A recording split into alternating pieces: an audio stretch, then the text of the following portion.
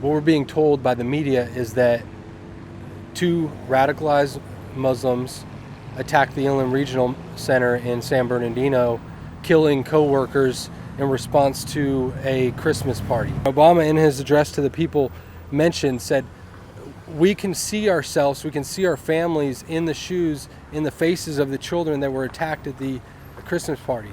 Basically trying to put people in the shoes of the victims and create victims out of all of America, and that's really what he's doing with his address.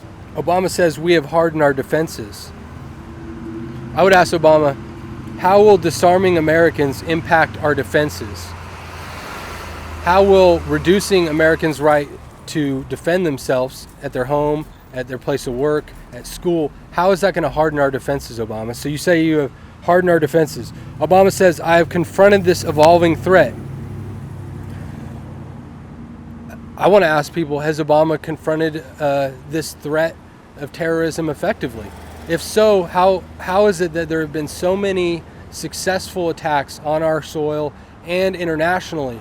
Benghazi, the Fort Hood shooter. And another thing, Obama never acknowledged that Fort Hood, that Major Hassan was a terrorist attack, basically depriving the families of the victims that were killed there, American veterans and active duty soldiers, of the relief that they would normally get, Purple Hearts, in the event that it was an actual combat terrorist attack. Instead, it was classified as workplace violence. But on Sunday, Obama said, included the Fort Hood shooting in his list of terrorist attacks.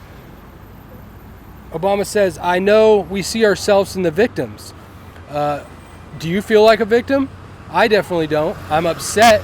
I don't want to be a victim. And I think that if we allow politicians, if we allow special interests to remove our powers, our rights as citizens, then we will be victims. And we've seen that over and over again. All these attacks, Fort Hood, they don't allow troops, even on military bases, to be armed.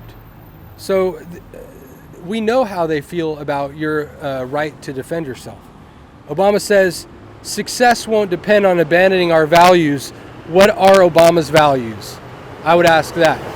And I think what it really comes down to is all these different speeches Obama has been giving where he's saying, to be successful in defeating ISIL, it's not going to be done through hard rhetoric and giving up on abandoning our values.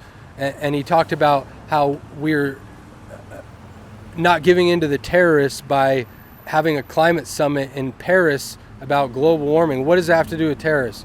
Well, the fact is, to Obama, we are the terrorists. He is fundamentally changing America, and the old way, the old world order is his enemy. And so, of course, we are the terrorists, and it's just taking him time to basically shift this war on terror, which was sold to the American people after 9/11 as a war on Islamic fundamentalism, over to a war on conservatism and a war on the Bill of Rights, the Constitution, and everything that made America what it was.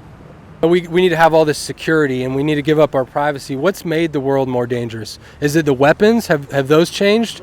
No, I believe it's the restrictions of the weapons.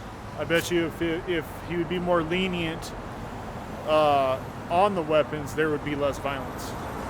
No, if you want to kill somebody, you can kill them with a rock. No, I definitely disagree. Restriction of guns is the problem right now. That's why people are shooting everything up right now, because normal Americans don't have guns. I keep mine on me all the time, so. Here's, if you can put me on record for this. Sure. If one person in that thing was armed, I believe that they wouldn't have killed all those people. Right. So we should be able to be armed. If we're going to stop anything like that, we need to be able to be armed. And that's just, that's the whole Second Amendment is all about that, is to be able to protect. We need our guns, we need our weapons. That's just going to give the terrorists a bit more ability to kill us all. It's all their fault. We can stop it, but we need to get Obama out of office, and we need to put a true person like Trump in office who will straighten up America and protect America.